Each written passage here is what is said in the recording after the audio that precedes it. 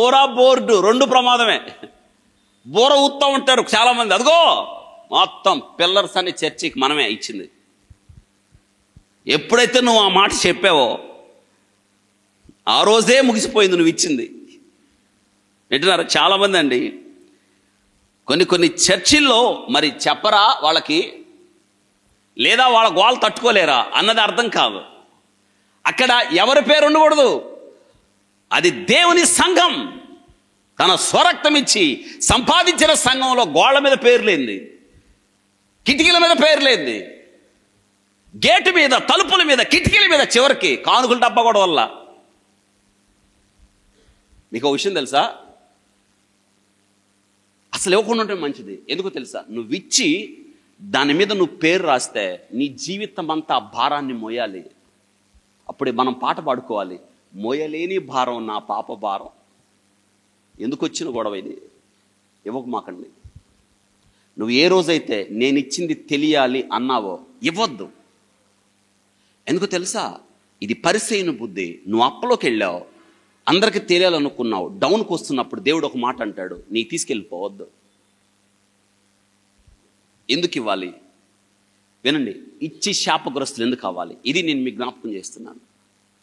మీరిచ్చింది దేవునికి తెలుసు కదా, నువ్వు రహస్యంగా ఇచ్చింది దేవునికి తెలుసు కదా. అసలు రహస్యముగా ఉండమని దేవుడు చెప్తుంటే ఆ రహస్యాన్ని దేవుడు నీకు చెప్పడానికి నీ కుడి చేత్తో ఇచ్చింది, చెప్పండి, ఎడం చేత్తో కూడా తెలియకూడదని దేవుడు అంత మొత్తుకుంటే నువ్వు గోడ మీద పేరేంది? అంటే గోడ మీద పేరేసారంటే అర్థం ఏంటి? గేటు మీద పేరేసారంటే అర్థం ఏంటి? ఫ్యాన్ మీద, ఫ్యాన్లు కూడా వదలరు, మర్చిపోయాను.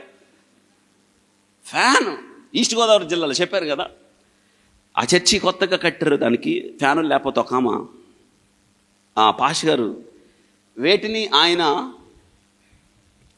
అసలు కోరుకోడు, ఇష్టపడ్డు, కానుకలు ఇచ్చినా తీసుకోడు ఆయన, నాకు తెలుసు. అట్టంటోడితో సెలగాటవాడింది ఒక ఆమెని, ఆమె ఫ్యాన్లు ఇసిరేశాడు అవతలకు ఆయన.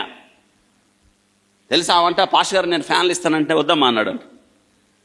2 రోజులు 3 రోజులు బతిలాడితే సరే అన్నాడు. సరే ఇస్తే ఇవ్వమ్మా ఫ్యాన్లు.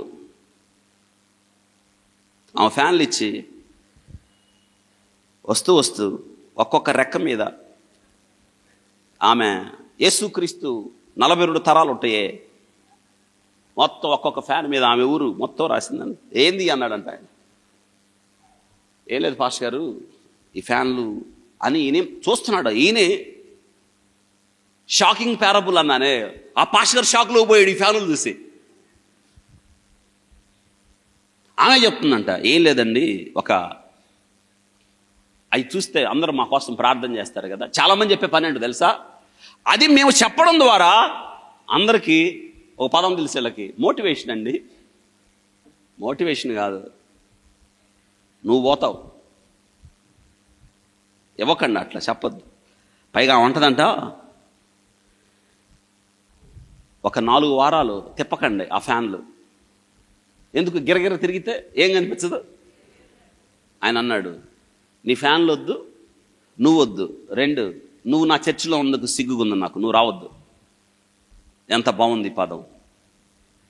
పరిసేయుడిగా వచ్చినామని ఈయన సొంకర్గా మారిపో అన్నాడు. అది విషయం. వింటున్నారా? నువ్వెవరికి తెలియకూడదు, దేవునికి తెలిస్తే చాలు. నిన్ను పొగిడిన ప్రమాదమే, నన్ను పొగిడిన ప్రమాదమే, నిన్ను గొప్పగా చూసిన ప్రమాదమే, నన్ను గొప్పగా చూసిన ప్రమాదమే. మనం ఎంత మాత్రం ప్రత్యేకమైన వాళ్ళం కాదు, గొప్పవాళ్ళం కాదు. మనలో ఏ మంచితనం లేదు, ఏ గొప్పతనం లేదు. యేసుక్రీస్తే మన మంచితనానికి కారణం. ఎందుకో తెలుసా? ఆయన మాత్రమే మనల్ని నిర్దోషులుగా మార్చగలడు. అంతే. మహిమ ఆయనకి, ఘనత ఆయనకి. నేను కాదు ప్రభువా, నేను కాదు. నువ్వేనా క్రీస్తువి, నువ్వేనా మెస్సయ్య అంటే అంటున్నాడు. అమ్మో నేను కాదు, నా వెనక వస్తున్నాడు. వాళ్ళకి నువ్వేనా క్రీస్తు అన్నప్పుడు వాళ్ళకి షాకింగ్ మాటలు చెప్పాడు. ఏంటో తెలుసా? నేను కాదు, వస్తున్నాడు వెనక. ఆయన చెప్పుల వారు విప్పడానికి నేను యోగ్యుణ్ణి. అది మనకు కావాలి.